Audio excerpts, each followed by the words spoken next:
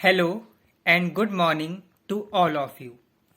आज हम अपनी इस वीडियो को आपके लिए लेकर आए हैं सब्जेक्ट स्पेशलाइज्ड अकाउंटिंग के ऑब्जेक्टिव टाइप या ऑब्जेक्टिव बेस्ड क्वेश्चंस को लेकर।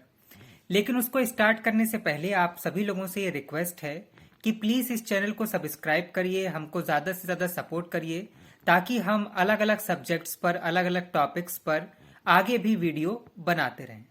तो चलिए आज की वीडियो में जिस सब्जेक्ट के हम एमसीक्यूज यानी ऑब्जेक्टिव टाइप क्वेश्चंस की बात कर रहे हैं उस सब्जेक्ट का नाम है स्पेशलाइज्ड अकाउंटिंग। और ऐसे सभी स्टूडेंट्स जिनको स्पेशलाइज्ड अकाउंटिंग का पेपर एमसीक्यू यानी ऑब्जेक्टिव बेस्ड देना है वो सभी लोग खास कर इस वीडियो को ध्यान से सुने और इसमें बताए जा रहे क्वेश्चंस को प्रैक्टिस करें। खासकर बीबीए फोर्थ सेमेस्टर के स्टूडेंट जो एमजेपीआरयू से यानी रुहेलखंड यूनिवर्सिटी बरेली से एफिलिएटेड हैं उनके लिए ये वीडियो खास तौर पर यूजफुल होने वाली है। तो चलिए अब हम अपने वीडियो की यानी objective based question subject specialised accounting की शुरुआत करते हैं। Question number 1, what is the full form of GAAP? तो students the full form of GAAP is generally accepted accounting principles. Generally accepted accounting principles को GAAP बोलते हैं। Question number 2, accounting is the language of business. This statement is true और false. अगर ये question आपके exam में आए तो आप स्टूडेंट्स लिखिएगा दिस स्टेटमेंट इज ट्रू। तो अभी तक हमने आपको दो सवालों के जवाब बताए कि गैप की फुल फॉर्म है जनरली एक्सेप्टेड अकाउंटिंग प्रिंसिपल, और इसके अलावा अगर आपसे ये पूछा जाए कि accounting is the language of business तो आप लगाएंगे ट्रू या यस जैसा भी आपके एग्जाम के ऑप्शंस में हो। Okay. Question number 3, what are the criterias of accounting principles? तो अकाउंटिंग प्रिंसिपल के 3 क्राइटेरिया होते हैं।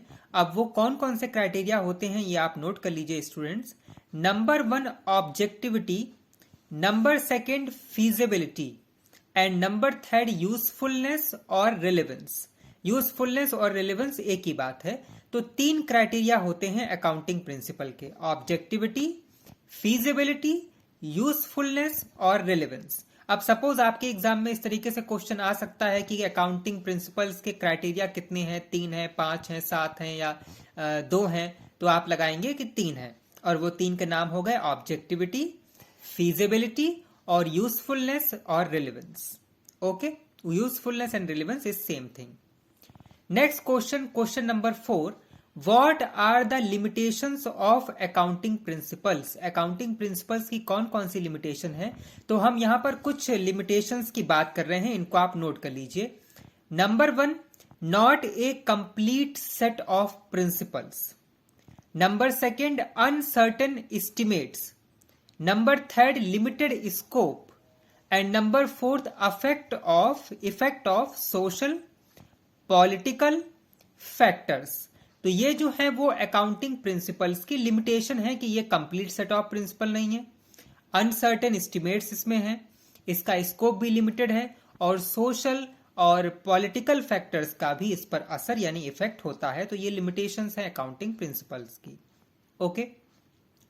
Next question, accounting principle divided into categories. तो इसका आंसर है 2 categories.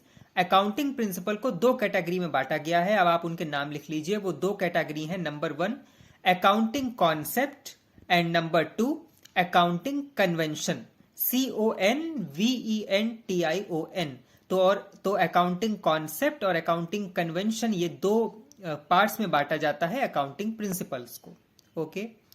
Next question, what are the accounting concept? यानी अगर आपसे एग्जाम में पूछा जाए कि अकाउंटिंग कॉन्सेप्ट कौन कौन से होते हैं तो कुछ कॉन्सेप्ट के हम आपको नाम बता रहे हैं, इनको आप नोट कर लीजिए। ये अकाउंटिंग कॉन्सेप्ट कहलाते हैं। Number 1 going concern concept, number 2 money measurement concept, number 3 cost concept, number 4 accrued concept, number 5 accounting period concept. ये सब कहलाते हैं कॉस्ट कॉन्सेप्ट। तो अगर आपके एग्जाम में इस तरीके से क्वेश्चन आता है कि कौन कौन से कॉस्ट कॉन्सेप्ट हैं तो आप अपने ऑप्शंस में ये लिख लीजिएगा जैसे भी हो। एक बार फिर से सुन लीजिए, going concern concept, money measurement concept, realisation concept, cost concept, accrued concept, dual concept, ये सभी हैं accounting concept. Okay, next question, what are accounting conventions. Accounting conventions कौन कौन सी होती हैं, तो आप नोट कर लीजिए। अकाउंटिंग कन्वेंशन है number 1 convention of materiality, number 2 convention of consistency, number 3 convention of full disclosure and number 4 convention of accounting period. तो ये जो 4 हैं ये हैं अकाउंटिंग कन्वेंशन, और इससे पहले जो क्वेश्चन में हमने बताया वो है कॉन्सेप्ट। तो एक बार फिर से समझ लीजिए कि अकाउंटिंग प्रिंसिपल्स को 2 पार्ट में बांटा गया है, एक अकाउंटिंग कॉन्सेप्ट और एक accounting convention.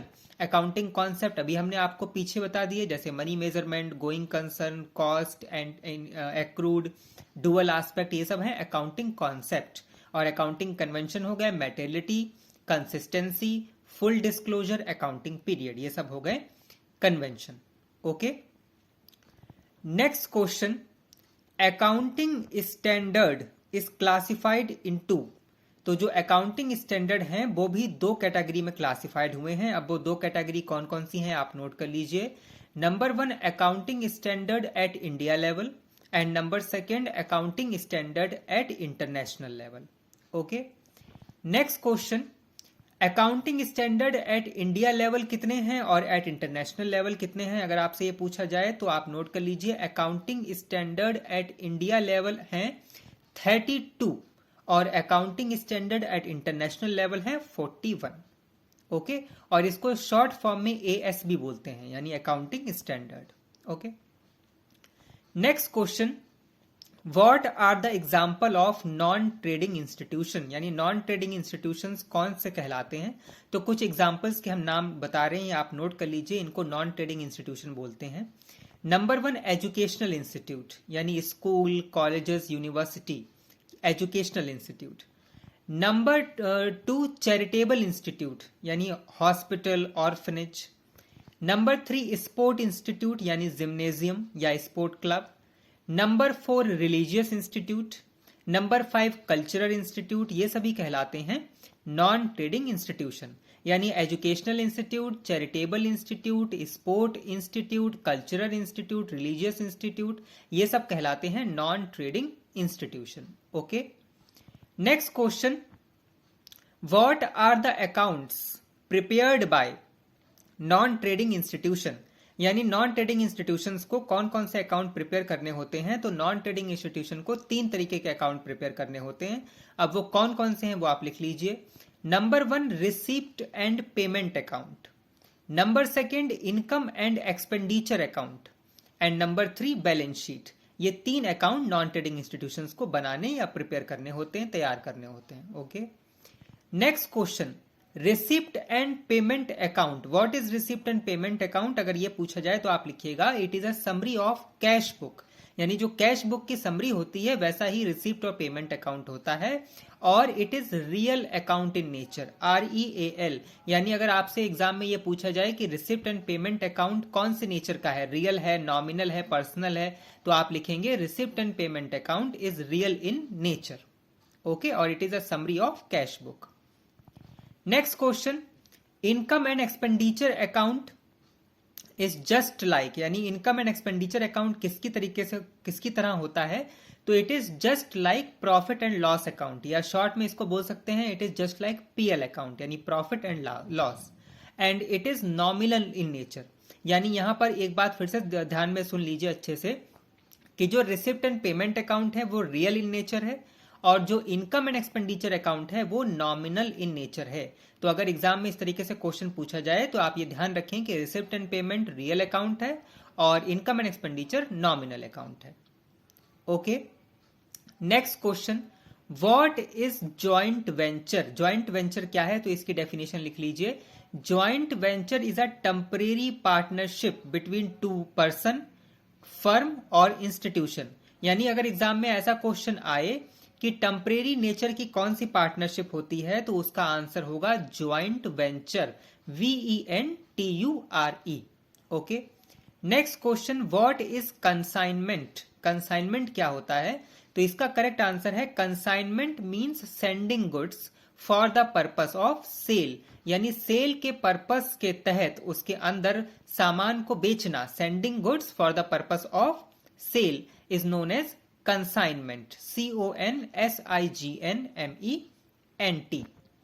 Next question, the person who send goods is known as, यानी ऐसा पर्सन जो सामान भेजता है वो कौन कहलाता है, तो वो होता है consignor, CONSIGNOR। The person who send goods is known as consignor. Next question, the person who receive goods is known as, तो the person who receive goods is known as consignee, यानी सामान भेजने वाला कंसाइनर है और उसको receive करने वाला कंसाइनी है। Okay, next question, the relationship between consignor and consignee is known as, तो स्टूडेंट्स लिख लीजिए, नोट कर लीजिए, the relationship between consignor and consignee is of principal and agent, यानी कंसाइनर और कंसाइनी के बीच में जो रिलेशनशिप होता है उसको प्रिंसिपल और एजेंट के बीच का रिलेशनशिप भी बोलते हैं या कहते हैं। Okay, next question, banking regulation act क्या है, तो बैंकिंग रेगुलेशन एक्ट का ईयर है 1949 और ये जो है इंप्लीमेंट हुआ था मार्च 1949 में। तो बैंकिंग का जो रेगुलेशन एक्ट है या बैंकिंग कंपनी एक्ट है वो है 1949। Okay, next question, what are the functions और services provided by the bank, तो नोट कर लीजिए, number 1 accepting of deposit, number 2 granting of loan and number 3 agency functions. ये होते हैं फंक्शन या service provided by the bank. अब accepting of deposit में जो बैंक डिपॉजिट एक्सेप्ट करते हैं वो करंट अकाउंट में, सेविंग अकाउंट में, एफडीज यानी फिक्स डिपॉजिट इनमें होती हैं, और लोन कई तरीके से देते हैं जैसे कैश क्रेडिट या ओवरड्राफ्ट। ओके, तो ये फंक्शंस और सर्विस हैं provided by the banks. Next question, what are the types of insurance, तो इंश्योरेंस के 2 टाइप होते हैं, पहला life insurance and second general insurance. Okay, next question, what are the types और कैटेगरीज और काइंड्स ऑफ जनरल इंश्योरेंस, यानी general insurance कितने तरीके के होते हैं, तो लिख लीजिए, number 1 fire insurance FIRE, number 2 marine insurance MARINE and number 3 मिसक्लेनियस insurance. मिसक्लेनियस का मतलब बहुत से या मैनी, तो फायर इंश्योरेंस, मैरीन इंश्योरेंस और मिसक्लेनियस इंश्योरेंस ये आते हैं जनरल इंश्योरेंस की कैटेगरी में। Okay, next question, what are the books और accounts prepared by the insurance company, तो ऐसी बुक्स या अकाउंट्स जो इंश्योरेंस कंपनी को बनानी होती हैं उनके नाम नोट कर लीजिए। Number 1 statutory book, STATUTORY statutory book, number 2 subsidiary book and number 3 ledger. तो स्टेटरी बुक, सब्सिडरी बुक और लेजर ये 3 बनाने होते हैं इंश्योरेंस कंपनी को।